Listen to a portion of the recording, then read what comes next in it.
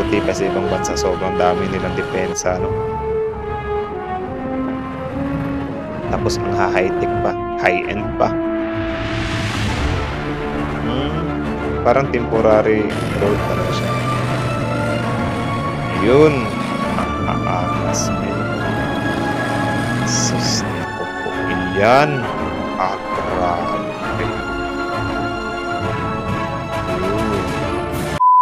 So, kumusta mga kanoysi? Welcome back sa ating YouTube channel, Pilipinoysi. So, ngayong araw, again, mula kay Global Security Report, meron pamagat na hundreds Germany military vehicles arrive at Philippines and convoy to South China Sea. So, yesterday, nag-upload tayo or pinakita ko sa inyo yung actual video ng mga US troops or amphibious vehicle or at 1,000 troops na dumating dito sa Pilipinas. Ay ngayon naman ay ipapakita ko sa inyo ito namang Germany military vehicles na dumating din dito sa Pilipinas. So I think ito yung ni PBBM na mga projects niya or yung mga pinagpupuntahan niya doon sa ibang bansa para makaano ng mga alyansa natin or tutulong sa atin. So ito na nga, actual video daw to. So, panoorin natin. Again, mula kay Global Security Report. Support nyo yan. Original video link in the description box below. Tapos, syempre, bago natin simulan, huwag nyo kalimutan i-subscribe yung YouTube channel natin, Pilipinoysi. So, di na natin ito patatagalin pa. Simulan na natin. Again, ang title ng video ito, hundreds of German military vehicles arrive at Philippines and convoy to South China Sea. Start. Actual video to, men.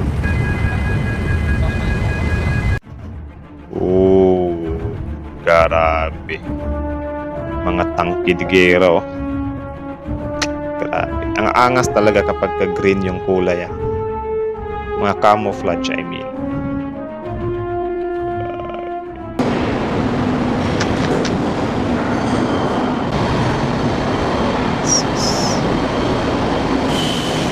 Puro mga aggressive or anong tawag dyan, men? Basta matapang looks. Something like that. Aggressive looks. Parang so ito mga German araro.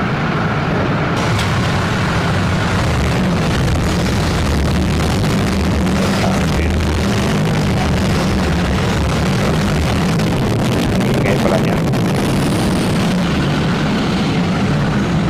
Sigatingan na sila. San Pierre kaya yan? Sa Manila ba yan?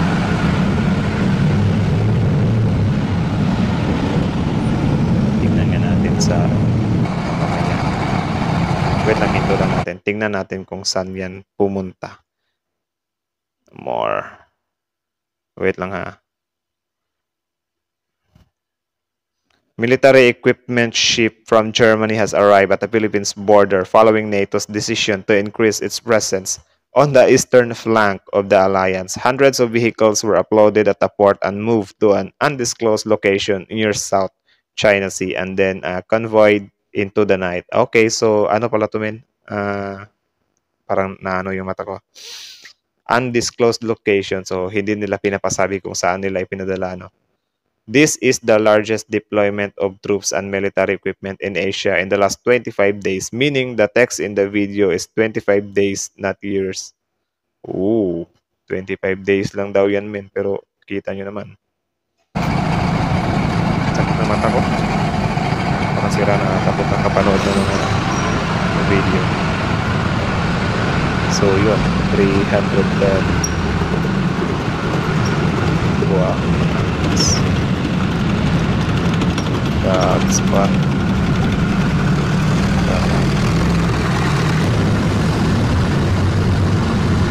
Meron siyang isang cannon, di ba?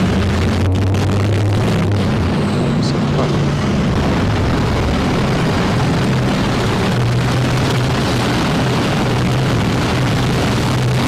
Nangangas din kasi meron ito may signal light pa.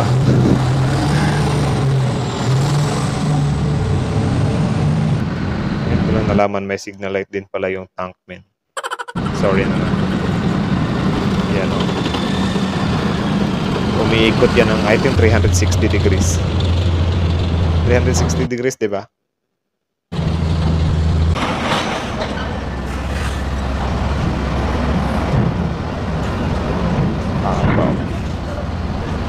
Bali dyan, ikinakarga yung tangke.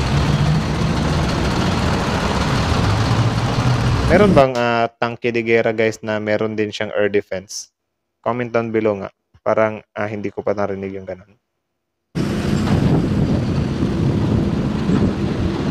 Parang ano yan ng mga cargo sa isa.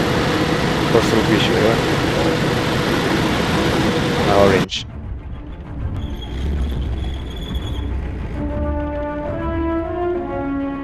Mers.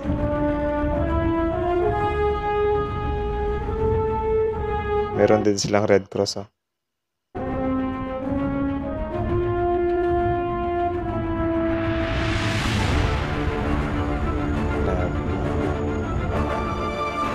Movement Control DEU. Angas. Kita nyo yan, min? Ulit nga. Parang ikinarga sa tren. Parang ikinarga sa tren, min. Tignan nyo ulit, Ikinarga yung... What the heck?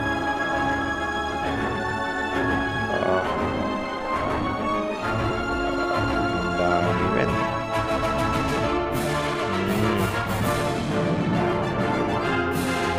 So, yan sila.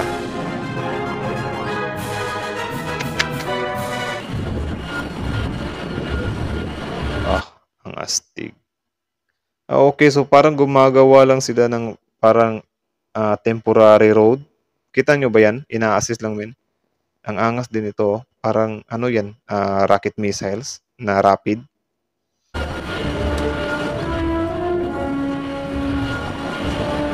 Buti kasi ibang bansa sobrang dami nilang depensa, no? Tapos ang high-tech pa, high-end pa. Parang temporary road talaga siya. Yun. Ang aangas, men. Sus, naku po. Yan. Grabe.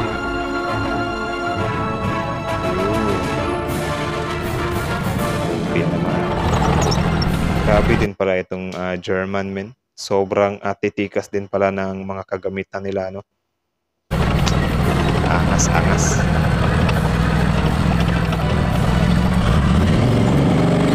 Ulo.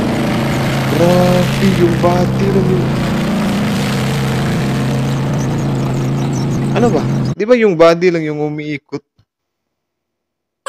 Naku po. Sorry guys, ignorante ako sa mga ganito, men. Like, first time ko nakita yun, men, na yung body yung umiikot. Akala ko talaga yung nasa itaas yung umiikot, Talaga ba? Actually, magagamit yan kung sakaling yung iba kasi umaatras, di ba?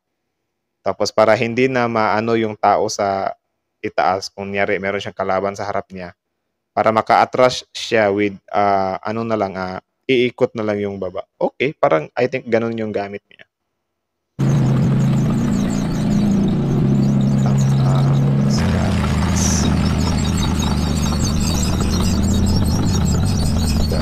Parang nagdi-drift, Yun, dami niyan. Mahal siguro yan kapag bibilhin, Kaya something pinapahiram lang ba or assist lang talaga yung may bigay nila. Umabot ba yan ng billion, guys? Baka may nakakalam dyan. Umabot din ba ng billion tong mga ganitong klase ng tangke de guerra? Comment down nga kayo sa baba. Yun. Apakalupit.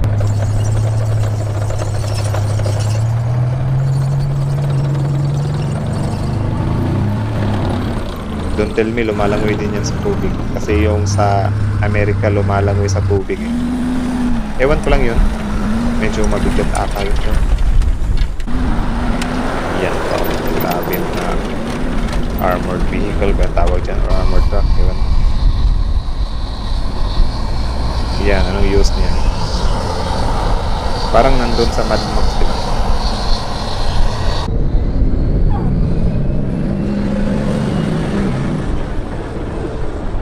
Sobrang smooth din yung pagkakadrive niya. I mean, accessible siya sa mga ganitong kalsada. Mga mabuhangin. Kasi kapagka nandun ka na sa battlefield, 'di ba, yung lupa diyan, magkakasira-sira na 'yan dahil nga sa mga, daanan ng mga bomba, 'di ba? Kaya siguro needing ganyan yung, performance ng gulong mo or ng vehicle mo which is accessible talaga sa mga lubak-lubak, sa mga mabuhangin, 'di ba? Tuloy.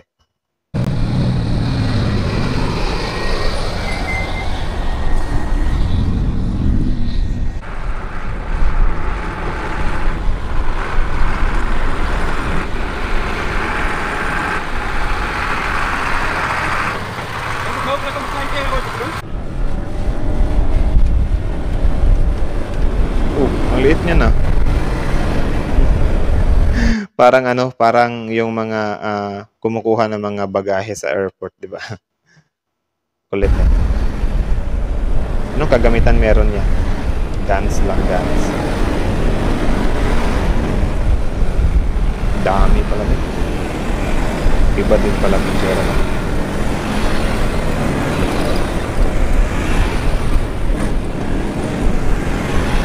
Nagbunga din yung ano, pakikipag-ano ni BBM. Pakikipag, kaibigan sa. So yun lang naman, kita nyo naman, 'di ba? Sobrang angas talaga. Global Security Report, supportahan nyo yan. Original video link nasa description box below. Go show support and subscribe to that YouTube channel, Global Security Report. The original video link is in the description box below. So let's talk it into English, or let's say it into English, because in order to this global security report can understand that I some kind introduce his or her YouTube channel in our audiences here in Philippines. So yun lang naman guys, kita nyo naman, di ba? So yun lang naman guys, at syempre bago yun iwan yung channel natin, syempre wag yung kalimutan i-subscribe, Filipino IC. So kita nyo naman yun guys, sobrang ano din talaga, no?